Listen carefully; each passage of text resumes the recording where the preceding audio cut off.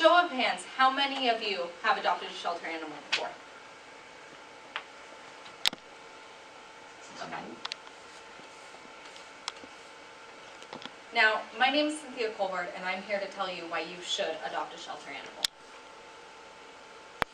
So the key points in this are going to be the shelter life of the animal, the statistics regarding adoption and shelters, as well as the price for buying from a breeder, and the personal satisfaction you will get knowing you helped make an animal's life better.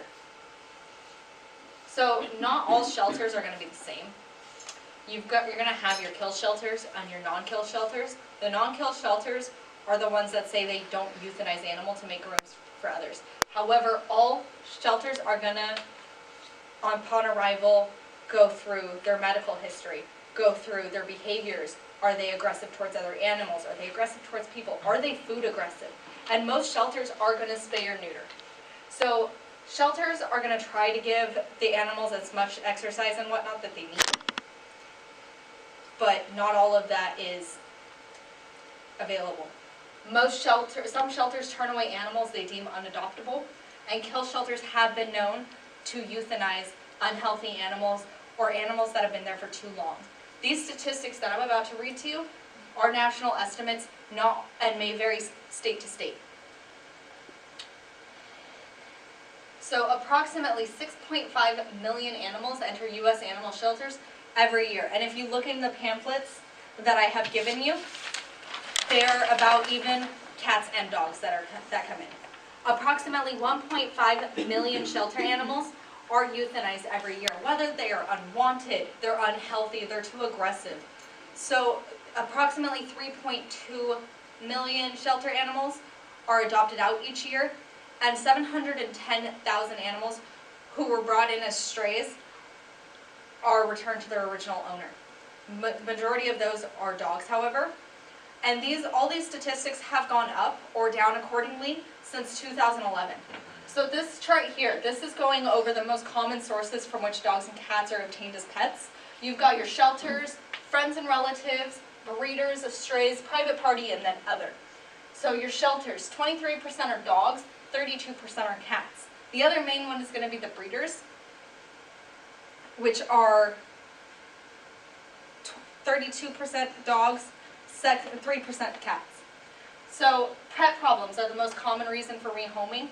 That's going to be your problematic behaviors, your aggressive behaviors, and they may have grown larger than you were intending.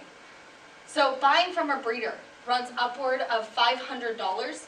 Breed, location, and quality of the breeder are all factors in this. Your quality of breeder, if your breeder says, oh, $300, chances are that dog is going to have medical problems because it wasn't a quality breeder you brought them from.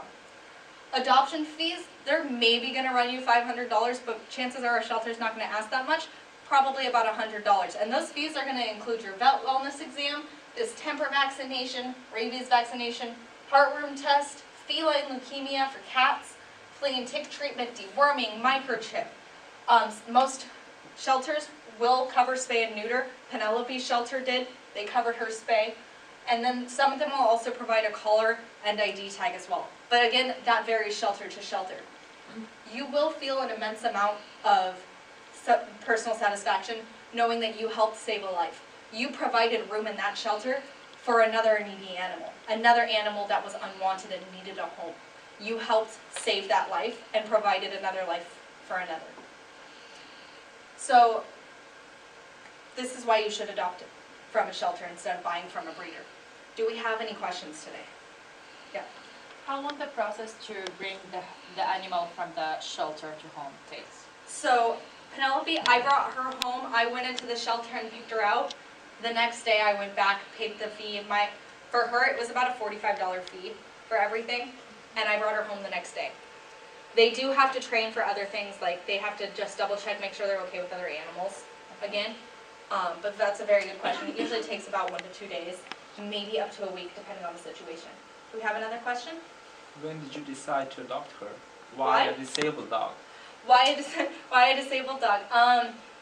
I went into the pound. I went in and she was the only dog not barking. She was very calm. I brought my friend's son with me because I was helping her take care of him for the day, and I brought him with me, and she reacted great around him. While the other dogs were jumping and barking, she was just calmly sitting there like, hi, come adopt me. And I brought her home, and she just worked really well with the family. And I've had her for 4 years now, going on 5 years, and she has been absolutely great. And honestly, you can barely tell she's a disabled dog. Any other questions? Yes. Why did you choose this topic? Why is this a passion of yours? So every single animal I have adopted, she came from a shelter. My cat I have at home right now, he came from a private party. They were unable to take care of him. One came from a friend. She called me saying, hey, I found this cat. I need help taking care of him. Yeah, no problem. And then another one I found as a stray, barely living. She was 1 pound and 6 ounces when I found her. And now she is in a good home that can take great care of her and help her with her disability. She is mentally disabled because of her infection that she got when she was very little. So thank you all for those questions, and thank you for participating today. Thank you. Thank you. Arigato.